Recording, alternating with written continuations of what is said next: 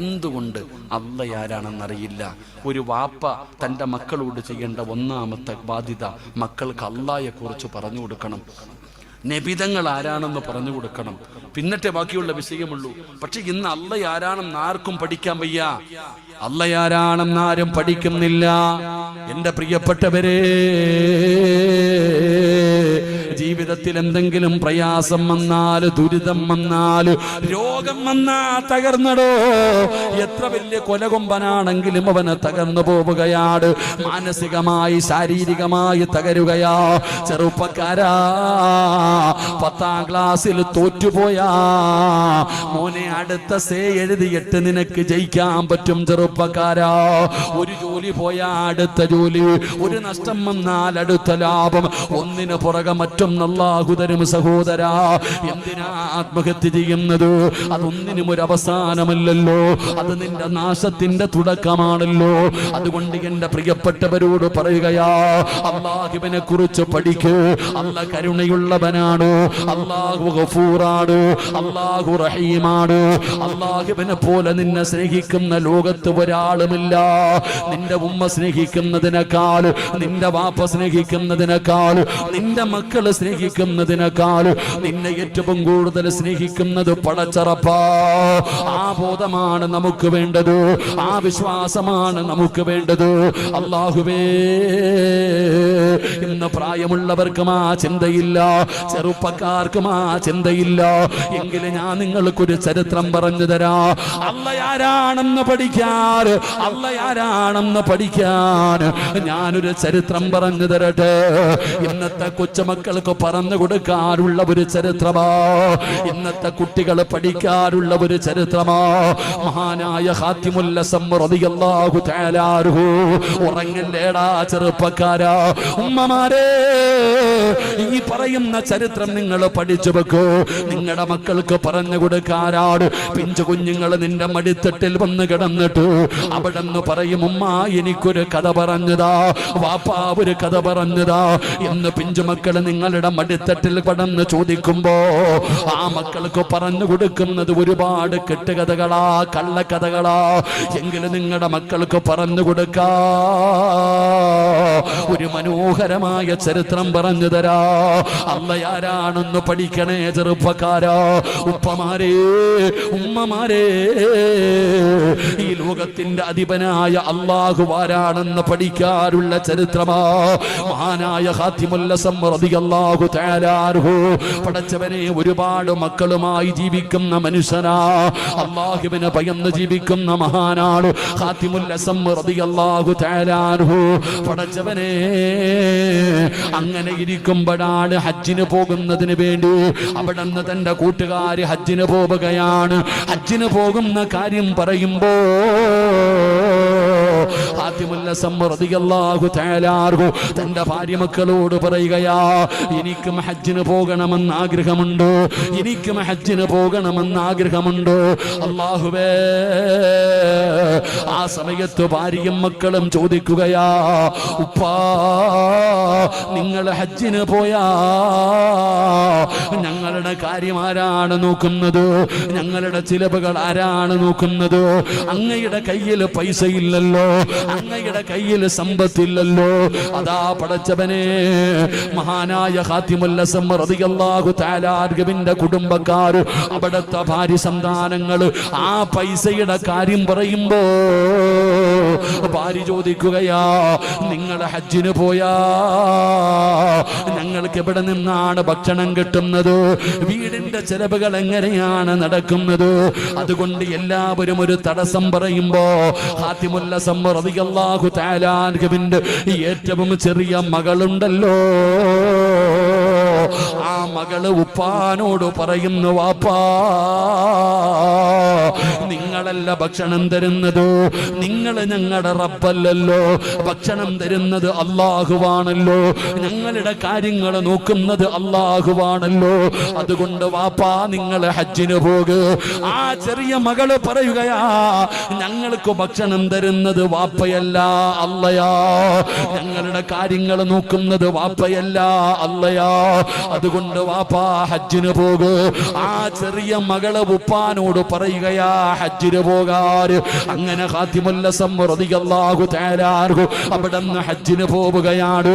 പടച്ചവരെ പോയി കഴിയുമ്പോ കുടുംബത്തിലെ ഭക്ഷണമില്ല, വല്ലാത്ത പ്രയാസമായി. ചെലവിന് കാശ്. Most brands struggle with campaigns that generate junk leads instead of qualified ones. Too many clicks. കഴിക്കാൻ ഭക്ഷണമില്ല, എല്ലാവരും പട്ടിണിയിലാണ്, എല്ലാവരും പട്ടിണിയിലാണ്. ആ കുടുംബം വല്ലാത്ത പ്രയാസമായപ്പോ ആ ചെറിയ മകള് വന്നിട്ട് ഉമ്മയോട് ഭക്ഷണം ചോദിക്കുകയാ. ഖാതിമുൽ അസം റളിയല്ലാഹു തആല അൻഹുവിന്റെ ചെറിയ മകളുണ്ടല്ലോ, അവിടെന്ന് വന്ന് ഭക്ഷണം ചോദിക്കുമ്പോ അവിടെന്ന് പറഞ്ഞു, നീയല്ലേ വാപ്പാനെ ഹജ്ജിന് പറഞ്ഞു വിട്ടത്, അല്ല തരുമെന്നല്ലേ പറഞ്ഞത്. ആ ചെറിയ മകളെ ആരോ കുത്തുവാക്ക് പറഞ്ഞ് പരിഹസിക്കുകയാ, ആ മകളെ വേദനിപ്പിക്കുകയാണ്. എല്ലാവരും ആ പൊന്നുമോളെ ഒറ്റപ്പെടുത്തുകയാണ്. ആ ചെറിയ മകള് എന്ത് ചെയ്തെന്നറിയുവോ? ഒന്നുപെടുത്തിട്ട് നിസ്കാരപ്പായിൽ പോകുകയാ. ആ ചെറിയ മകള് ഒന്നുപെടുത്തിട്ട് നിസ്കാരപ്പായിൽ പോയിരുന്നു. എന്നിട്ട് പടച്ച റബ്ബിന്റെ മുമ്പിലേക്ക് കൈകൾ നീട്ടിയിട്ട് അവിടെന്ന് പറഞ്ഞു, അല്ലാ, എല്ലാവരും എന്നെ കളിയാക്കുന്നു റബ്ബേ, എന്നെ ഒറ്റപ്പെടുത്തുന്നു അല്ലാ,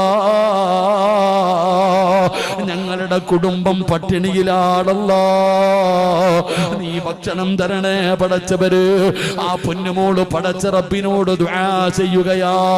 പിറ്റേ ദിവസമായപ്പോ ഒരു മനുഷ്യന് വീടിന്റെ മുമ്പിൽ വന്നിട്ട് വെള്ളം ചോദിക്കുകയാ, എനിക്ക് കുടിക്കാൻ ഇത്തിരി വെള്ളം തരണേ പടച്ചവനെ. ഒരു മനുഷ്യൻ വന്ന് ചോദിക്കുകയാണ്, വെള്ളം എടുത്തുകൊണ്ട് കൊടുത്തടോ കുടിക്കാൻ. ഖാതിമുൽ അസം തങ്ങളുടെ ഭാര്യ വെള്ളം കൊണ്ട് കൊടുത്തു. എന്നിട്ട് ചോദിക്കുന്നു, നിങ്ങളാരാ? ആ സമയത്ത് വെള്ളം ചോദിച്ച മനുഷ്യൻ പറയുകയാ, ഞാൻ ഈ രാജ്യത്തെ ഭരണാധികാരിയാണ്, ഞാൻ ഇവിടത്തെ രാജാവാണ് പടച്ചവനെ. കാട്ടിലിൽ പോയതാ, അതാ കാട്ടിൽ പോയതാണ്, വേട്ടയ്ക്ക് വേണ്ടി പോയപ്പോ അതാ രാജാവ് വഴിതെറ്റി പോയിരിക്കുകയാ. മനുഷ്യൻ പറയുകയാണ്, ഞാൻ ഈ രാജ്യത്തെ ഭരണാധികാരിയാണ് പടച്ചവനെ. അതാ പട്ടാളക്കാരോടൊപ്പം അവിടെ നിന്ന് കാട്ടില് വേട്ടയ്ക്ക് പോയപ്പോ വഴിതെറ്റിപ്പോയതാ, അലഞ്ഞു തിരിഞ്ഞു നടക്കുകയാണ്, ഭക്ഷണമില്ല, വെള്ളമില്ല.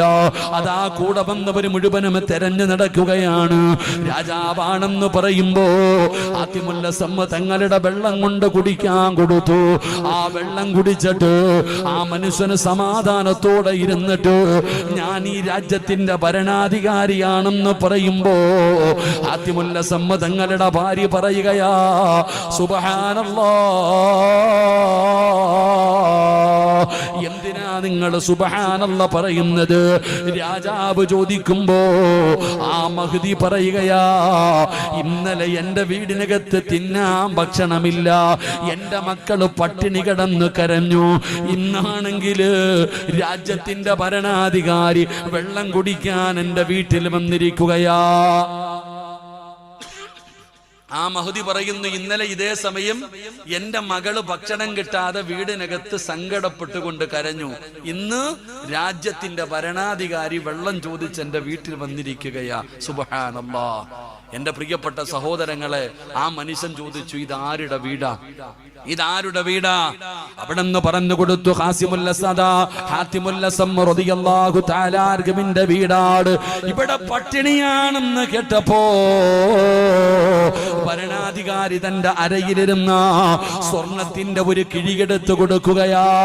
ഖാതിമുൽ അസം തങ്ങളുടെ വീട്ടില് അവിടെ നിന്ന് ഒരു കെട്ട് കിഴിക്കകത്ത് നിന്ന് സ്വർണ്ണ നാണയം എടുത്തിട്ട് കൊടുക്കുകയാണ്.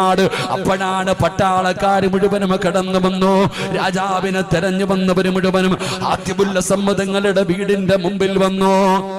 രാജാവ് പറയുകയാ, എന്നെ ഇഷ്ടപ്പെടുന്നവര് മുഴുവനും ഉള്ളത് കൊടുക്കൂ, എന്നെ ഇഷ്ടപ്പെടുന്നവര് മുഴുവനും ഉള്ളത് കൊടുക്കൂ. ആ വന്നവര് മുഴുവനും അവരുടെ കയ്യിലുള്ള സ്വർണ്ണ നാണയങ്ങൾ വെച്ചു കൊടുക്കുകയാ. പടച്ചറപ്പേ, അതാ ഒറ്റ ദിവസം കൊണ്ട് കോടീശ്വരയായിരിക്കുകയാ. അപ്പോഴാണ് ആ ചെറിയ മകള് ഈ കാഴ്ച കണ്ട് കരയുകയാ.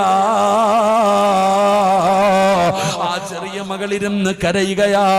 രാജാവ് ചോദിക്കുന്നു, എന്തിനാ മോളെ കരയുന്നത്? ഇത്രയും സമ്പാദ്യം കിട്ടിയല്ലോ, ഇനി പട്ടിണിയില്ലല്ലോ. നിങ്ങൾക്ക് മാത്രമല്ല, നിങ്ങളുടെ തലമുറകൾക്ക് മുഴുവനും ജീവിക്കാനുള്ള സമ്പാദ്യം നിങ്ങൾക്ക് കിട്ടിക്കഴിഞ്ഞല്ലോ. എന്തിനാണ് കരയുന്നതെന്ന് ചോദിക്കുമ്പോ ആ പൊന്നുമോള് പറഞ്ഞ മറുപടി എന്തെന്നറിയുവോ? അല്ലാഹുവിന്റെ അടിമയായ ഒരു മനുഷ്യന് ഞങ്ങളുടെ വീട്ടിൽ ഒരു ദിവസം വന്നപ്പോ ഞങ്ങൾക്ക് ജീവിത അവസാനം വരെ ജീവിക്കാനുള്ള സമ്പത്ത് തന്നെങ്കില് അല്ലാ, ഈ ലോകത്തിന്റെ അധിപനായ റബ്ബിന്റെ തൃപ്തി ഉണ്ടെങ്കില് പടച്ചവനെ ഞങ്ങൾ രക്ഷപ്പെടുമല്ലോ അല്ലാ. ആ ചെറിയ മകൾ അല്ലാഹിൽ വെച്ച പ്രതീക്ഷയതാ. ആ ചെറിയ കുട്ടിയുടെ പ്രതീക്ഷ ഇന്നത്തെ 50 വയസ്സുള്ള ഉപ്പയ്ക്കില്ലല്ലോ, ഉമ്മയ്ക്കില്ലല്ലോ. പടച്ചവനെ പ്രതീക്ഷയില്ലടോ. അതുകൊണ്ട് ഈ സദസ്സിൽ ഒരുമിച്ച് കൂടിയവരോട് പറയുകയാ, അല്ലാഹുവിൽ നിങ്ങൾ പ്രതീക്ഷ വെക്കൂ, പടച്ചവനിലേക്ക് മടങ്ങ്, അല്ലാഹുവിലേക്ക് മടങ്ങ്. ആ പടച്ചറപ്പ് നമ്മുടെ കൂടെയുണ്ടല്ലോ. നമ്മൾ എന്തിനാ പേടിക്കുന്നത്? ചെറുപ്പക്കാരാ, ഹറാമിന്റെ വഴികളെ നോക്കല്ലേ, ഹറാമിന്റെ വഴികളെ തേടല്ലേ. എന്റെ പ്രിയപ്പെട്ട ഉമ്മമാരെ, മക്കളെ നശിപ്പിക്കുന്നത് നിങ്ങളാ ഉമ്മമാര്, മക്കളെ വഴി പഠിപ്പിക്കുന്നത് നിങ്ങളാ പെങ്ങള്. നിങ്ങള് മക്കളോട് പറഞ്ഞു കൊടുക്കുന്ന ഉപദേശം എന്താ? പിഞ്ചു കുഞ്ഞുങ്ങളോട് നിങ്ങൾ പറഞ്ഞു കൊടുക്കുന്നത് എന്താ? ഇന്നത്തെ മക്കളോട് പറയുകയാണ്, പണമുണ്ടെങ്കിലേ ജീവിക്കാൻ പറ്റൂ, നല്ലതുപോലെ പഠിക്കണേ, നല്ല വിദ്യാഭ്യാസം നേടണേ, ഉന്നത വിജയങ്ങൾ നേടണേ, നിങ്ങൾ വലിയ വലിയ സ്ഥാനങ്ങളിലേക്ക് എത്തണേ, പണമുണ്ടെങ്കിലേ ജീവിക്കാൻ പറ്റൂ എന്ന് ചെറിയ മക്കളുടെ ഹൃദയത്തിൽ വിഷം കുത്തിവെക്കുന്നത് പോലെ ആ മക്കളുടെ ഹൃദയത്തിനകത്ത് പണത്തിനോടുള്ള ആർത്തി പഠിപ്പിച്ചു കൊടുക്കുകയാ. അതുകൊണ്ടാണ് റബ്ബേ ഇന്ന് കഞ്ചാവ് കച്ചവടം നടത്തുന്നത്, മയക്കുമരുന്ന് കച്ചവടം നടത്തുന്നത്.